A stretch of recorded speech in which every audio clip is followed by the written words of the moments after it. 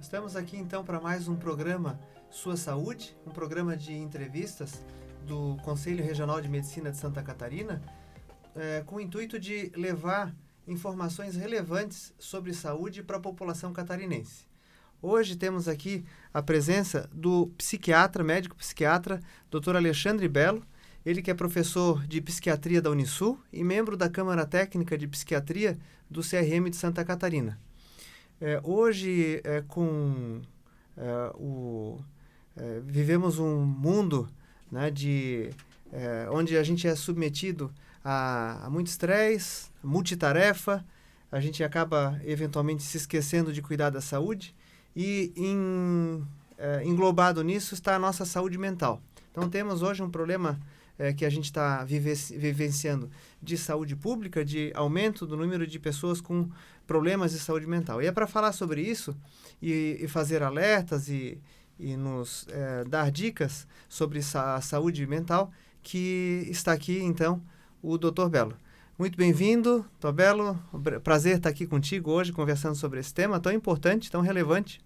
Prazer também, agradeço muito o convite. Sempre um prazer falar sobre esse assunto, porque a gente vai falar sobre prevenção, né, como a gente estava conversando, e prevenção muitas vezes impacta até o som dos ouvidos de quem está disposto a, muitas vezes, vendo algum familiar tendo algum transtorno mental, a procurar ajuda para si também, e não somente para apagar o incêndio, e sim para que a gente previna novos eventos, né? Excelente, excelente. Então, assim, como anda, no geral, a saúde mental dos catarinenses? Bom, a saúde mental dos catarinenses está muito próxima à saúde mental dos brasileiros em geral. A gente tem estudos tanto nacionais quanto na nossa região da América do Sul, quanto internacionais, que mostraram que o impacto da pandemia, que foi evidente, transformou um grande evento, né, com muita repercussão na saúde mental, no momento em que as pessoas tiveram que modificar suas interações sociais, tiveram que modificar as dinâmicas de trabalho, muitas permaneceram reclusas, né, num trabalho que às pressas ele se tornou remoto, então sem estrutura ergonômica, sem estrutura de uma internet de qualidade, muitas vezes dividindo espaço com os filhos que ficaram em ensino remoto também, com o cônjuge que muitas vezes dividia a reunião na mesma sala, e às vezes aconteciam aqueles vídeos que até se tornaram famosos na internet, dessas repercussões, dessas adaptações, e esse impacto veio a curto prazo, nessa adaptação inicial, e veio depois a médio e longo prazo, onde a gente está vivendo agora, a pandemia num momento mais tranquilo, né, em que a gente não está tendo aquele número de casos e o número de fatalidades, mas a repercussão na saúde mental ela continua, e é importante também ter esse trabalho, pensando no micro, né, na nossa região, de prevenção, de orientação e até de medidas públicas sobre o tema, né? Então, acho que é bem importante falar do Estado também. Isso. Bom, que eu entenda, já era um problema que estava se tornando bastante relevante já antes da pandemia, né? Sim. Então, a pandemia veio coroar isso como um dos grandes problemas de saúde hoje aqui da nossa população. Quais os tipos de problema mais comum? O que a gente se depara mais? Então, antes da pandemia, a gente já tinha os transtornos ansiosos como muito prevalentes, os transtornos depressivos, né? A depressão maior sendo o transtorno mais famoso e mais frequente. Ao longo das gerações, né, das faixas etárias, a gente vai ter algumas particularidades. Então, na infância, a gente vai ter os transtornos externalizantes, vai ter o transtorno opositor desafiador, depois também o TDAH. E no final da idade adulta, a gente vai aumentando as taxas de depressão frente às taxas de ansiedade. A gente tem daí alguns fatores genéticos até correlacionados a quadros demenciais. E esse era o cenário que a gente estava enfrentando. E na pandemia a gente teve um impacto muito grande dos transtornos ansiosos, um impacto muito grande dos transtornos depressivos. Quase todos nós tivemos algum tipo de transtorno de adaptação, né, em que a gente teve que lidar com uma nova demanda de trabalho, às vezes uma carga de trabalho maior do que estava esperado, e eternas adaptações. A gente não conseguia ver aquele impacto permanente, né? Até na sala de aula, daí como professor, e aí via também o impacto nos alunos, no momento que a gente se adaptava ao ensino remoto, aí vinha o ensino híbrido. Aí quando a gente se adaptava ao ensino híbrido, vinha o ensino presencial. E isso valia para outras profissões. Então, foi um desafio muito além do risco sanitário, né? Para a saúde mental, essa incerteza e essas adaptações frequentes acaba sendo prejudicial também. O que as pessoas fazem mais de errados? Antes de falar de prevenção, vamos dizer, quais são os vícios, os erros em saúde, né, para que mais prejudicam, que mais levam a pessoa a ter risco de ter problemas de saúde mental? A gente tem, primeiro, aquilo que a gente não tem impacto, que é o fator genético, mas passado o fator genético, a gente tem impacto lá desde antes da gestação, o uso do cigarro, da gestante, exposição a gatilhos de estresse naquela fase da vida. Depois, quando o bebê nasce, a gente tem os gatilhos de exposição ao estresse. E depois, na idade adulta, a gente também tem esse impacto que é um pouquinho menor do que na fase de formação. Quando a gente já está falando da pessoa em formação, do adolescente em formação, no adulto, aí a gente tem o uso de substância, a gente tem o sedentarismo, a alimentação não balanceada, e não uma alimentação padrão ouro, mas uma alimentação com um longo período de jejum, alimentação que é irregular, o excesso de uso de estimulante como cafeína, baixa qualidade de sono, muito impactada por uso de aparelhos que tenham a tela como sua principal característica, então celulares, computadores, tablets.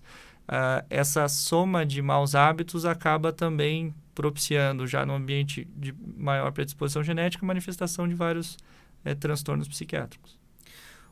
Nós vamos, num próximo programa, falar sobre intoxicação digital, que é um tema bastante relevante e que eu acho que aqui tem um impacto importante também, né? As pessoas estão muito conectadas, muito ligadas, Sim, né? sim. Como que isso afeta a saúde mental? Bom, ela afeta... tem um estudo bacana, vou falar bem brevemente, ele avaliou o quanto que o uso das mídias digitais impactava na depressão ou se a depressão que impactava nas mídias digitais. Então, se era o ovo ou a galinha. E o que mais se observou nesse resultado foi que muitos pacientes que já têm um quadro depressivo que acabavam também utilizando mais a mídia digital. Então, a gente também tem isso como um sinal, como algo a ser identificado e talvez até avaliado com a pessoa que está sentindo aquilo ou tendo esse comportamento. E com relação ao uso, independente dessa característica, de fato impacta porque a gente começa a ter interações muito mais superficiais, muito mais vazias, e interações que não, muitas vezes, preenchem uma necessidade que nós temos por ser uma espécie social, de interagir com outras pessoas.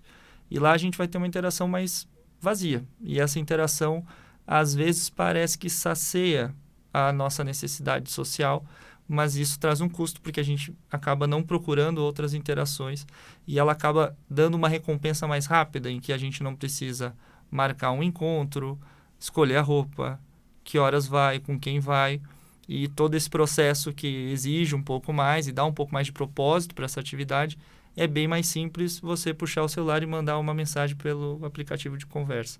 Então, de fato, isso também está mudando o nosso jeito de se relacionar com as pessoas de um jeito mais superficial, infelizmente.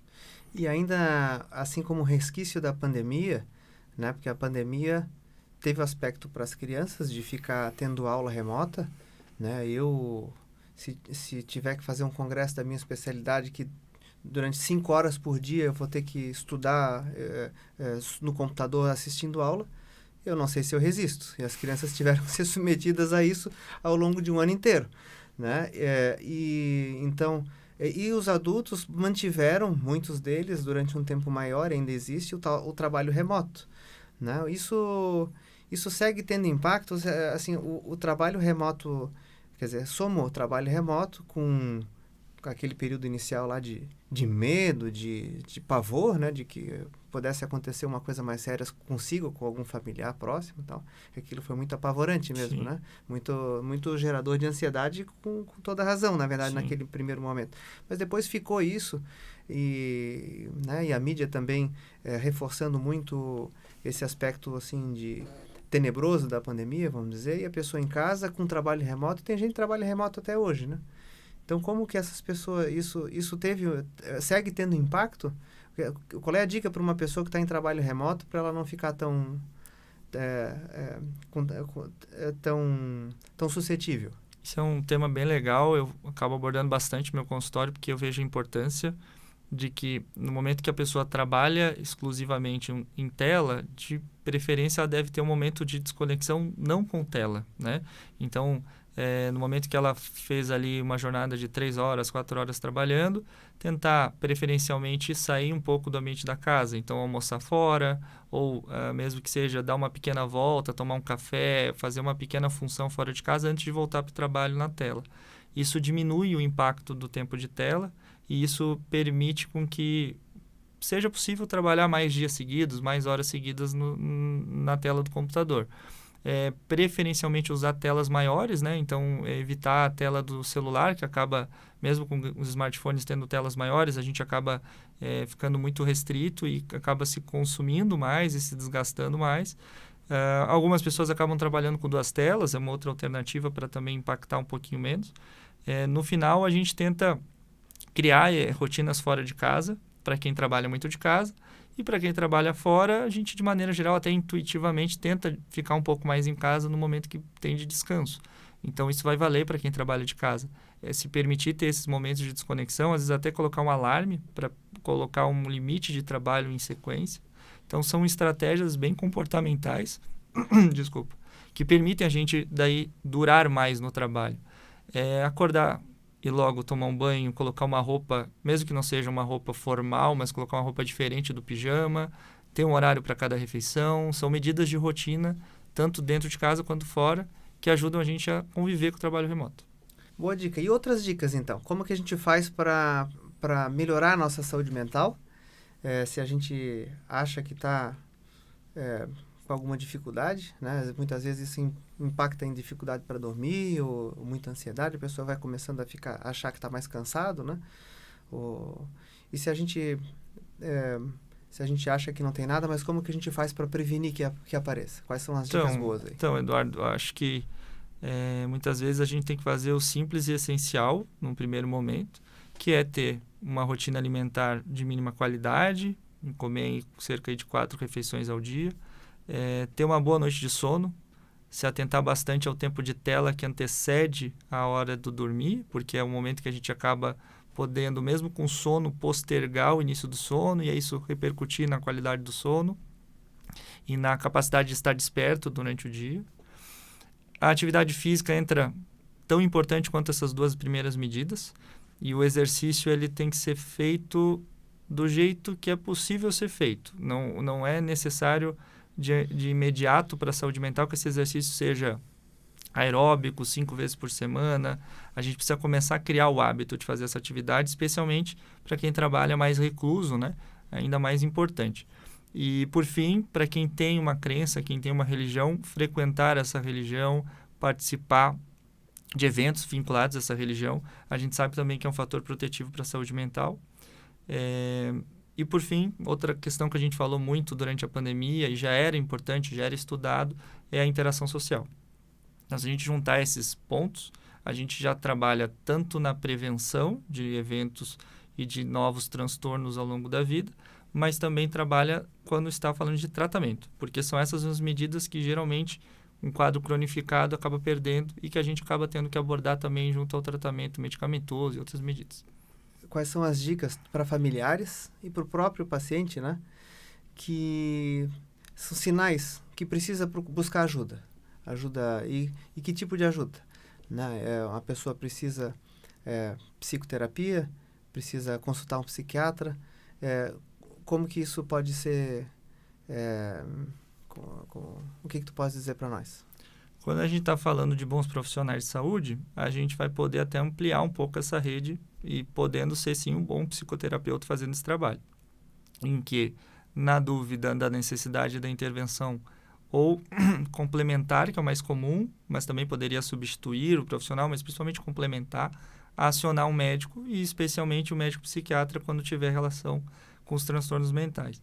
Na dúvida, é procurar ajuda. Eu acho que esse é o primeiro ponto, né? Não sei se deve ou não estar tendo algum quadro, tanto o paciente quanto o familiar, procurar ajuda para avaliação e aí possível tratamento.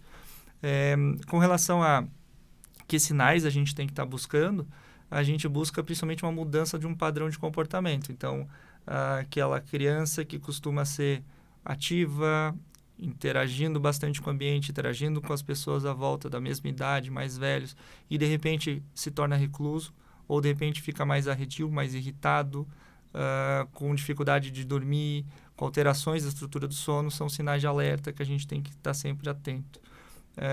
O adolescente, o adulto, ele costuma já cursar com um pouco mais de desatenção nas atividades, fadiga, insônia, um pouco de lentificação nas atividades em geral, às vezes mais choroso, tendo algum tipo de crise, mesmo que a gente não identifique naquele momento que tipo de crise que é, se é uma palpitação que a cardiologia vai investigar, se é uma palpitação que está entre o diagnóstico diferencial uma crise de ansiedade. Na dúvida, é procurar avaliação médica nesse sentido e são esses sinais, a mudança do padrão da pessoa. Se ela sempre teve um determinado comportamento, de repente, de maneira disruptiva, ela converte a outro comportamento, são os principais sinais de alerta na psiquiatria. E assim, que dica que tu dá para uma pessoa que, claro que assim, a pessoa que está com ansiedade, se tem um fator gerador de ansiedade, ela não gosta do emprego, ela está com preocupação financeira, né? Ou seja, motivos de estresse do dia a dia, que alguns que ela não vai conseguir. Claro que eu acho que a primeira dica é tentar, se tem um fator estressante, tu esquece ele, né? Tu tenta se livrar dele, mas às vezes não vai conseguir. Como que a pessoa pode conviver com um problema desse, cuidando da saúde mental, assim, qual é a tua dica para isso? Porque vai ter a pessoa que vai estar com aquele problema, é um problema gerador de transtorno mental, né? Ela pode tentar, no primeiro momento, avaliar se realmente aquilo não pode ser solucionado, né? Às vezes parece a solução muito distante, mas de fato ela não é tão distante. Ela é possível, pelo menos. E aí, avaliar dentro desse espectro, entre não poder solucionar e poder solucionar. Entre as soluções, às vezes a gente decide, por exemplo, em relação ao emprego. Meu ciclo desse trabalho acabou. Talvez não valha a pena persistir nele. O que eu posso fazer até que eu possa sair desse trabalho? Eu posso, por exemplo, ir atualizando meu currículo, eu posso, por exemplo, ir tentando dialogar com minha chefia sobre esse trabalho, na tentativa ainda de torná-lo possível, ou entrar em contato com outras redes que a gente tenha que possam nos fornecer outras possibilidades de trabalho. Então, a gente vai tentando se amparar nas alternativas para tornar esse ambiente de incerteza menos confortável.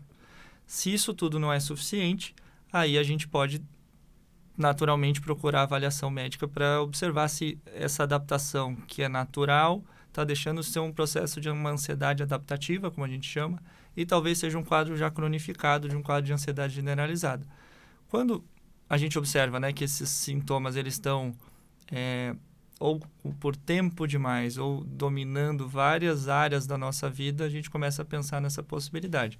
Mas, de fato, pode ser um quadro de esgotamento, que a gente chama de burnout, quando envolve trabalho, entre outras características, e pode ser relacionado pontualmente a uma demanda que, se ela é resolvida, a saúde mental se restabelece, né? Então, a gente tenta, de maneira geral, achar o que está acontecendo e as possibilidades de resolução. Entre elas, não resolver. E se não for resolver a possibilidade, aí a gente vai ter que trabalhar numa outra solução, num outro trabalho, como o exemplo que eu dei. Então, se a pessoa por si só não consegue, procurar ajuda é uma boa, né? Sim. E assim, na população em geral, a gente falou aqui que teve um aumento da frequência dos casos de problemas de saúde mental relacionados à saúde mental. Como que os governos no mundo, quais foram as estratégias públicas bem-sucedidas em outros países? O que a gente pode dizer que é bom do ponto de vista público, governamental, para ajudar as pessoas a ter boa saúde mental? O ponto que é mais chave em países subdesenvolvidos e desenvolvidos é acesso. Então, tendo uma equipe de saúde minimamente capacitada, ela precisa ser acessível e precisa ser um número de profissionais adequado para tal. Para que isso se atinja, tem que haver uma valorização dos profissionais, tem que haver capacitações frequentes, e aí, tendo esse acesso, usar uma rede de apoio que, até pensando daí um pouco mais na saúde pública, geralmente são divididos em grupos relacionados a cada diagnóstico, ou grupos de diagnósticos, para que se possa abordar com mais impacto, o maior número de impactos, o maior número de pacientes com menos intervenções, que seriam as terapias de grupo, quando possíveis, né? Existem intervenções vinculadas a outros profissionais de saúde, então a gente tem, por exemplo, aqui no nosso sistema o NASF, que vai ter junto, por exemplo, o educador físico, que vai estar trabalhando em conjunto nos trabalhos relacionados a tratamento, né, no centro de atenção psicossocial, nas unidades básicas de saúde, e a gente tem estruturalmente uma equipe capacitada para fazer o trabalho. O que às vezes falta é a frequência desse trabalho e a longitudinalidade desse trabalho. Fora do Brasil, a gente tem bons resultados em países que têm a estrutura de saúde pública integral e bons resultados em países que fazem essa estrutura mista, né, com a saúde complementar dos serviços privados. A gente pode dar o exemplo do Reino Unido, da Austrália, esses dois exemplos diferentes, do Canadá. Então, existem países que conseguiram estruturar bem essas medidas e de maneira preventiva. No próprio Covid, por exemplo, fizeram medidas de prevenção aos profissionais que estavam nos atendimentos em hospitais, em pronto-atendimentos. Então, a gente viu funcionar na prática nesses últimos anos. Então, busca ativa, né, os profissionais questionando, os profissionais da saúde pública questionando as pessoas sobre saúde mental, centros de convivência, centros de atenção psicoterápica, dança de salão e terapia de grupo e por aí vai. Então, são estratégias que funcionam do ponto de vista público. Sim.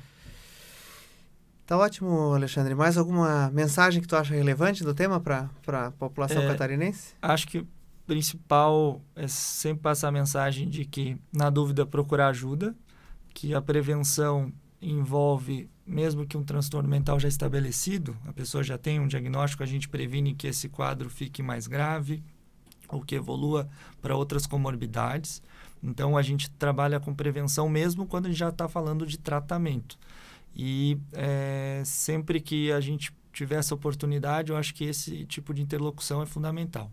E a saúde mental, quanto mais sendo falada, a gente sabe que previne. Então, a gente não deve ter medo de falar dos assuntos. A gente tem que falar deles, na dúvida, falar com profissionais que trabalhem com a área para poder escolher bem quais temas abordar e quais temas podem ou não ser aprofundados. Excelente, muito obrigado. Tá? Prazer aí conversar contigo. Então, esse foi mais um episódio do Sua Saúde. Acompanhem a gente nas redes sociais do CRM para saber da publicação de novos episódios.